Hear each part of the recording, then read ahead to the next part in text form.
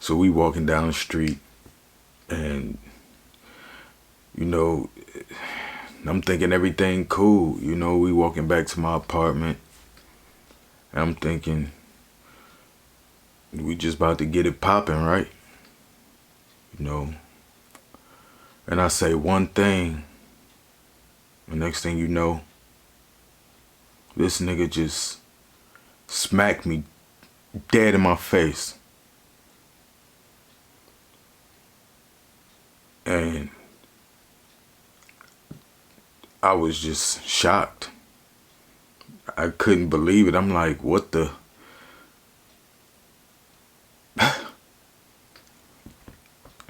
This is about to be a story time, because this is one of the craziest things that ever happened to me.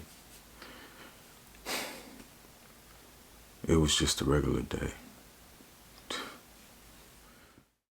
Tripper plug, this the real deal. This tripper plug, this the real deal. I know you see me on television, I know you see me on your YouTube, but you don't know me in real life, little homie. You better play it cool. Never let your left hand know what your right hand finna do, cause they gon' study your every move, try to imitate what you about to do. This here is the gang gang. We don't rock with you if I ain't feeling you. I've been on top since I started, dog, and I ain't finna move. So I'm living in New York City, and at the time I was staying with this guy that liked me and wanted to be with me. I didn't have the same feelings for him. The feelings was not mutual. But at the time, I needed a place to stay. I'm not gonna lie about it.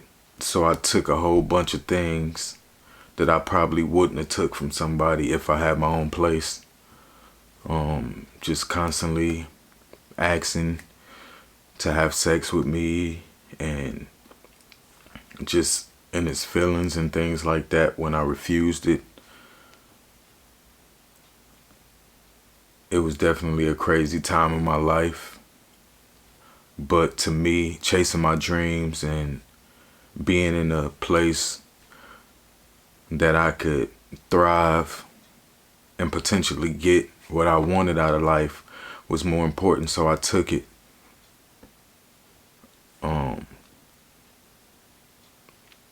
So that being said, even though he knew that I wasn't interested in him, because I told him many times, I still respected him because I'm staying in his house. I knew he liked me, so I could have friends over, but I could never bring anybody that I was interested over. And I didn't go out much or things like that. So most of the time that I wasn't in the studio or doing something that had to do with my music, I was there with him. Just couldn't date out of respect. But that being said, when he would go to work, sometimes I would get online and try to meet somebody. For me, that was easier than going out, being in a club and having to meet somebody and get to know them and things like that. I knew that people online, for the most part, was just looking for sex, and it would be a long period of time that I would go without being intimate with anybody. And then it would come to this time where I just felt like, well, let me get online and see if I could meet somebody. Most of the times I got online, nothing came out of it, just spent a lot of time scrolling and talking to people, getting pictures from people that just I wasn't attracted to, or, a bunch of nothing. But this day, it was different, I connected, I met with this guy, and we was messaging back and forth, and he told me that he was DL and that nobody knew about him, and he was just looking to meet up with somebody to get his freak on. To me, that was cool, because it was like I wouldn't have no type of attachment to him. We could do what we do, and he could go his way, and I could go my way. He was somebody that I was attracted to, you know, looked good, seemed really masculine, you know. He asked me what type of guys I like. I told him I like somebody who can handle me. I told him I like, you know, a dominant person, or he asked me if I like aggressive guys. I said, yeah, I like aggressive guys, you know. I told him I'm a dude, I'm a nigga, so I need somebody who could really handle me. He was like, that's what's up, you know. After talking and sending messages back and forth and sharing pictures, he said he wanted to come see me. So I was cool with that. I was like, what time, you know? He was like, he could be there in about an hour. He asked me where I lived at. I told him I lived in Flatbush, Brooklyn. He asked me how close I was to the train. I told him I was about 10 stops away from the train, so he would have to get off the train and walk. He was like, okay, he was down with it. So, you know, we set up the session. You know, we gonna get together. All this is while old boy is at work. And, you know, I'm getting ready. You know, I'm thinking, okay, let's get it popping. So about an hour later, he calls me and he tells me he just got off the train and he walked into my place. I said, cool. You know, I was like, well, let me know when you downstairs. He was like, okay, I'll call you when I'm downstairs. You know, about 10, 15 minutes after that, he called me and he like, yo, where you at? I can't find your place. And I'm like, I told you, you know, I gave you good directions. Just walk straight up the street, and when you get to my street, make a right. He was like, man, I don't know where it's at. You know what I'm saying? He started seeming like he was agitated that he couldn't find my place. So I was like, look, where you at? I was like, I'll come downstairs and meet you. So I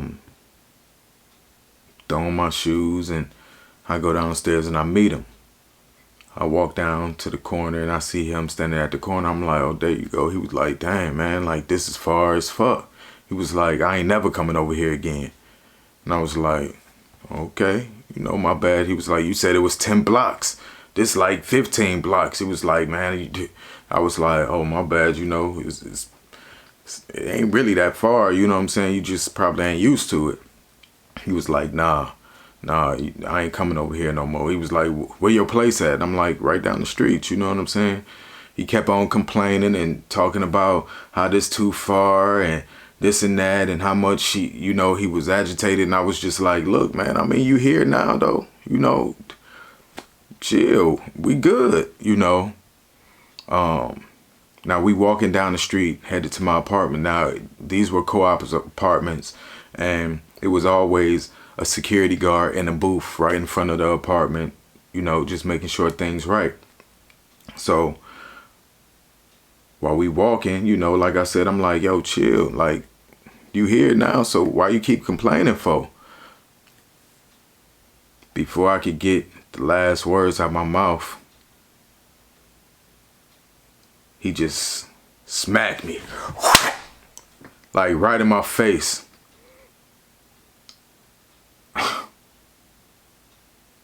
Man, when I tell you, I was in shock. Nobody had ever just smacked me, like, ever, let alone on the street in broad daylight. By this time, we in front of the security booth. I don't think he saw it happen. The security guard knew the guy who I was staying with. Like I said, it was a co-op apartment that you own, and he had lived there. His family had lived there for years, and he took over the apartment, so now it was his. Everybody, they Jamaican, they all know each other. The guy actually knew me too. When he smacked me, I just was quiet. I was just like, I didn't know what to do. My first instinct was to just swing back on him right then, but I didn't want to bring no attention to me bringing somebody to the crib or fighting on the street. And I just ate it.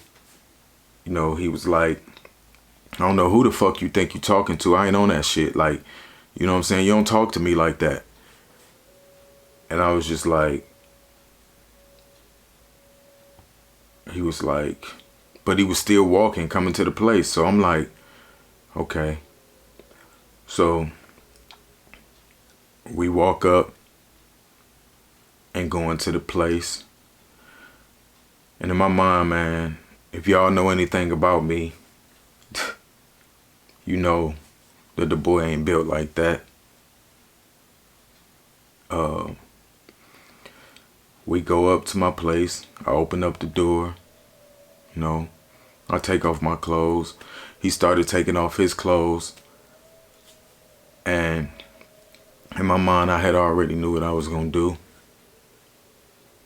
before we even got to the door. So I'm slowly taking off my clothes. He was taking off his clothes a lot quicker. When he got naked, I think I still had my underwear on, my boxers. As soon as he got naked, I looked at him and socked him dead in the mouth.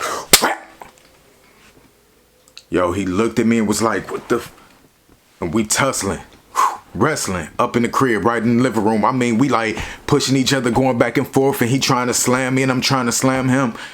I got the best of him, you know what I'm saying? And I'm on top of him. I'm on top of the nigga and I'm like, what? So he like this. I'm on top of him like this. And we going at it. He trying to get me off of him. Somehow, I got my fingers in his face. And I put my 2 thumbs in his mouth like this. And I'm like this on his face.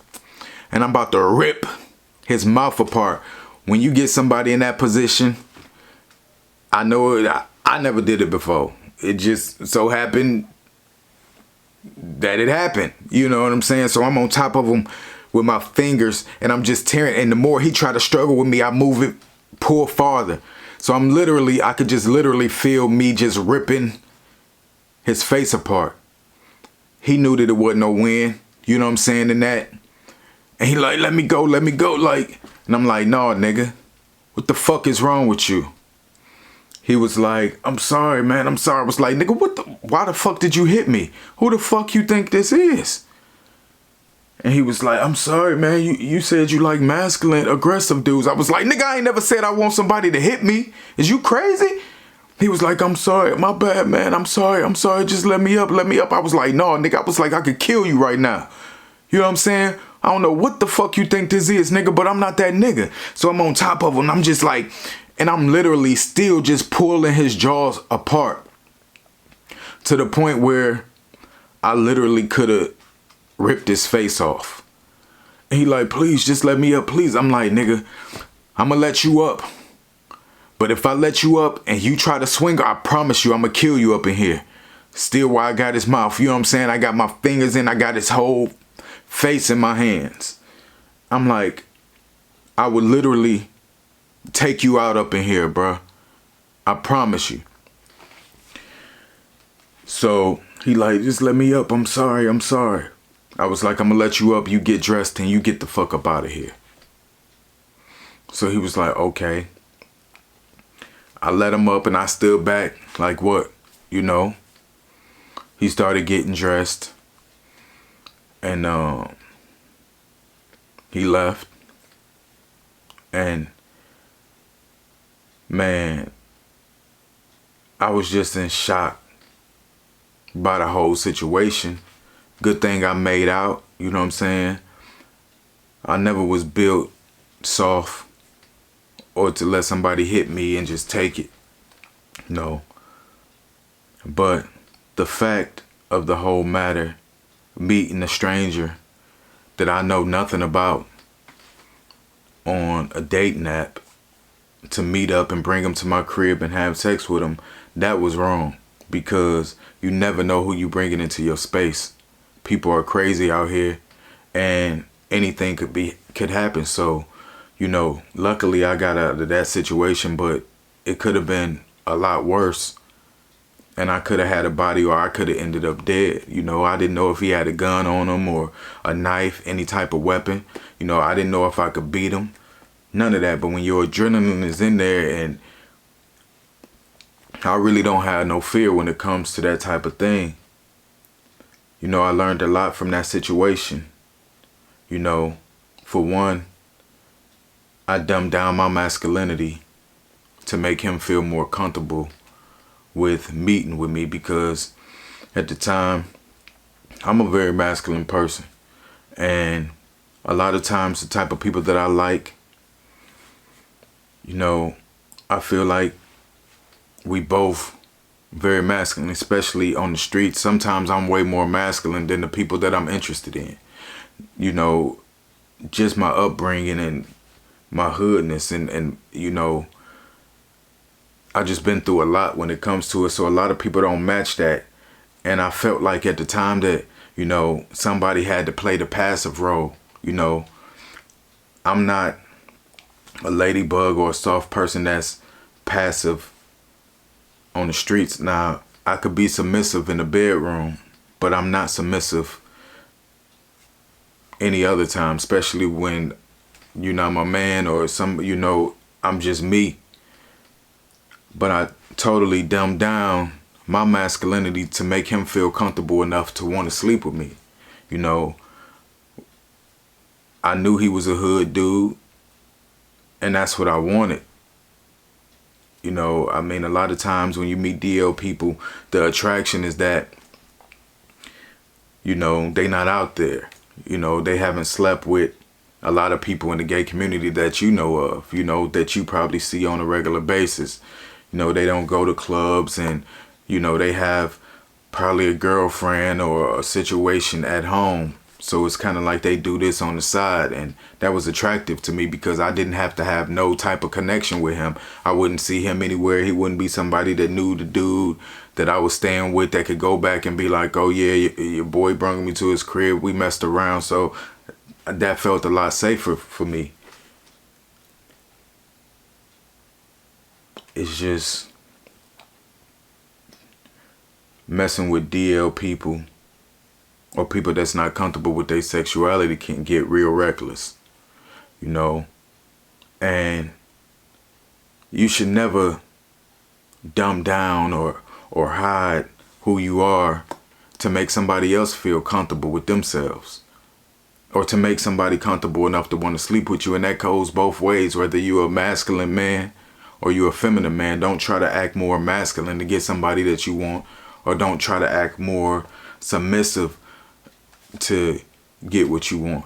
Either way, you got to be yourself 100%. Now, when he asked me if I liked aggressive people, I said, yeah.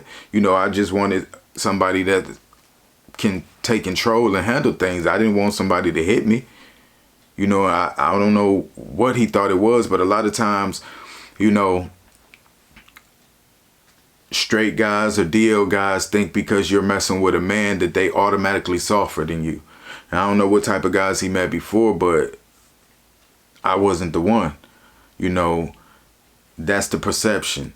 Oh, he's gay, so he's a bitch, or he's soft, or he weak, or I could dominate him and treat him like a girl, or treat him like,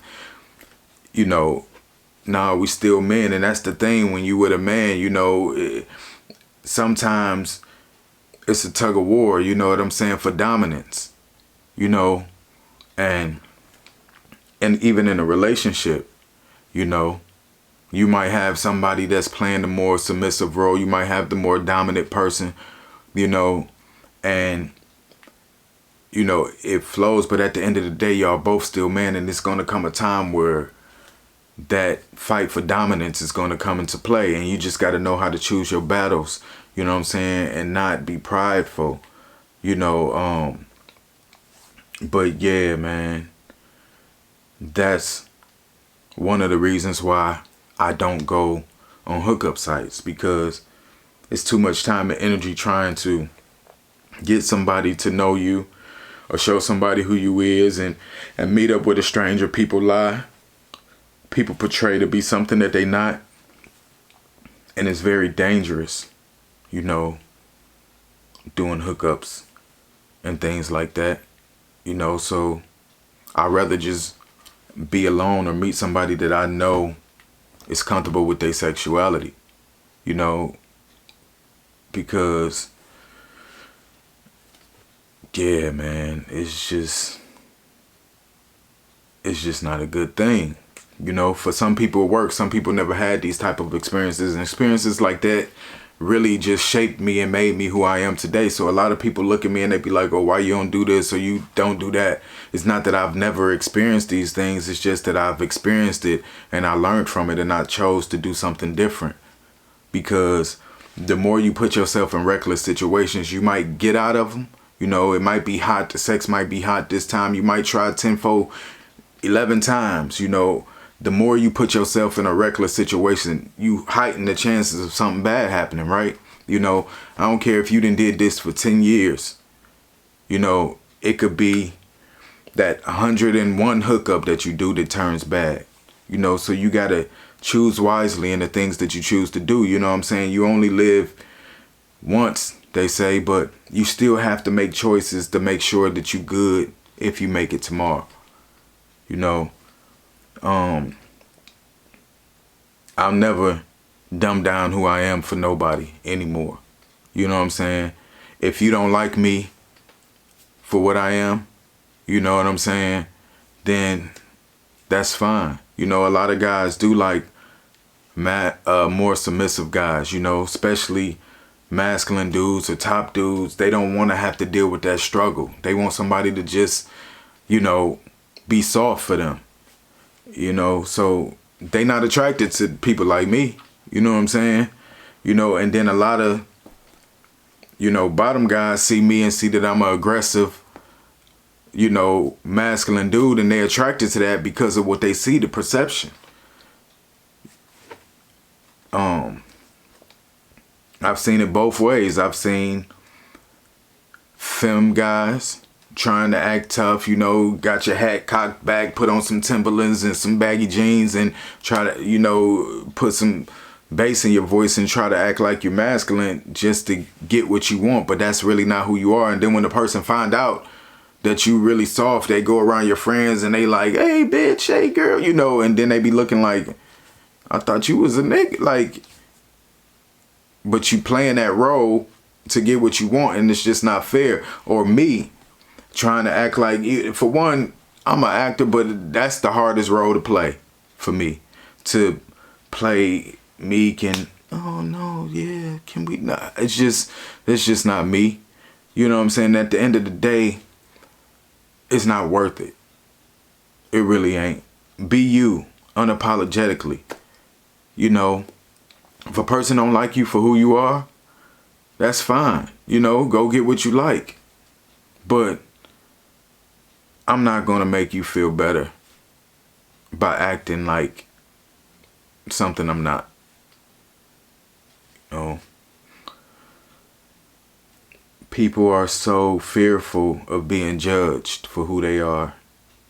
You know, oh, he a thug, or he too hard, or, you know, sometimes people don't even believe the hype of who you really are. They'll be like, oh, he just acting. He ain't really this, or she ain't really that. You know, let them believe what they want to believe. You know what I'm saying? If they ain't around you, they don't know what it really is. So let them believe what they want to believe. I don't know if I was wrong for trying to hook up with somebody knowing that I was staying with somebody that liked me.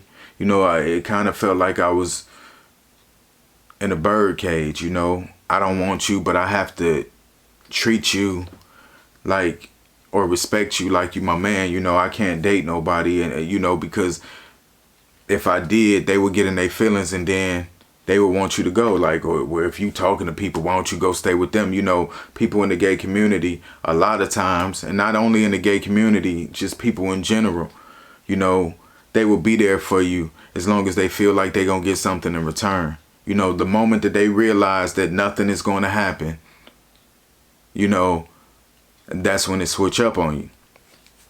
You know, oh yeah, you can stay here, you could do this. Oh yeah, because one day you gonna be mine. I'm gonna wear you down until you choose to be with me.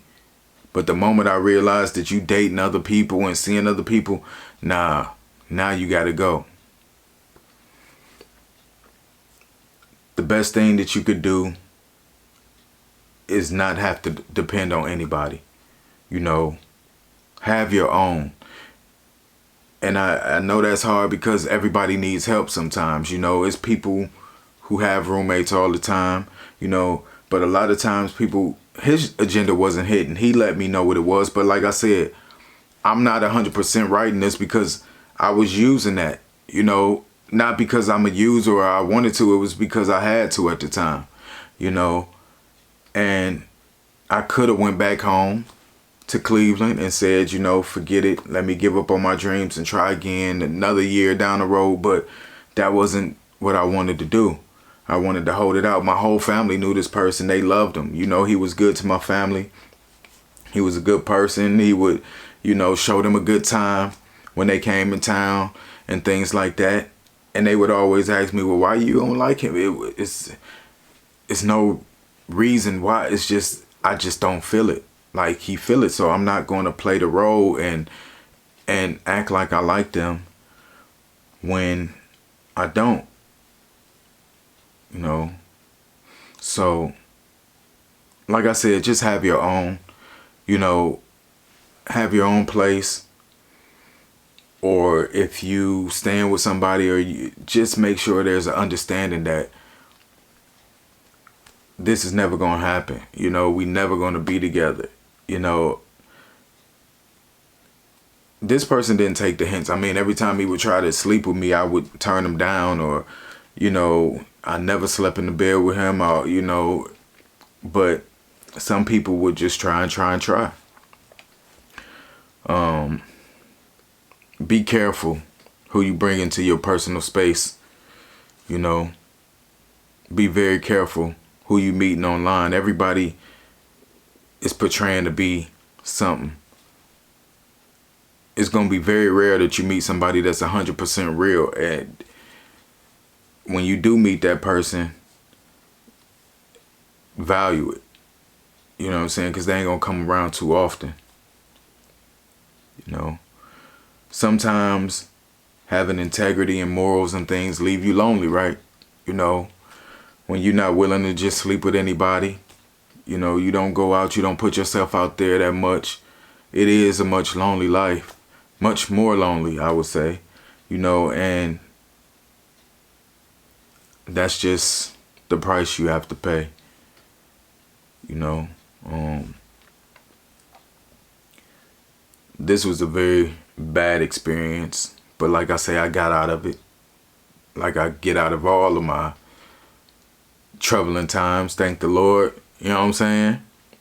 And I just wanted to share this story time with y'all, you know, just opening up, letting y'all know more about me. All my new subscribers, thank you so much. I mean, it's about 400 of y'all.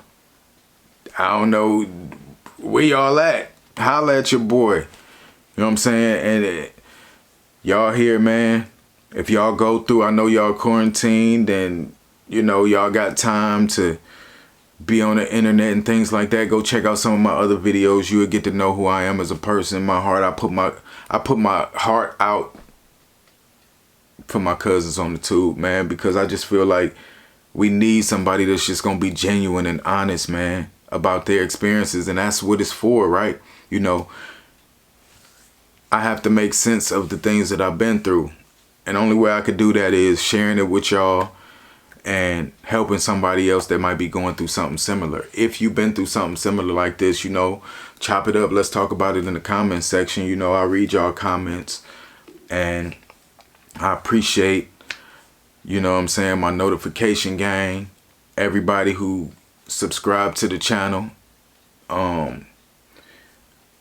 my comment click, everybody who always in the comments, man. Y'all don't know how much that helped. Go ahead and give this video a thumbs up because you know it's another banger. And I'ma holla at y'all, boy. You know what I'm saying? This was just a short story time, you know what I'm saying, that I wanted to share with y'all. You know what I'm saying? I hope y'all all being safe. You know what I'm saying? Wash your hands. Wash your ass. You know, we gonna get through this. You know what I'm saying? This too shall pass. It's your favorite cousin, man. And I'm out. Holla at your boy. Until the next time. And I want to see them likes go up, man. If y'all still want to hear story times like this, let's get these likes up, because I really don't get paid for these story times because they be so gritty. You know what I'm saying? That YouTube demonetize them. So I just need y'all to subscribe to the channel, share my videos, like them, and let's just keep it moving, man. Holla at your favorite cousin, man, and I'm out. Yeah.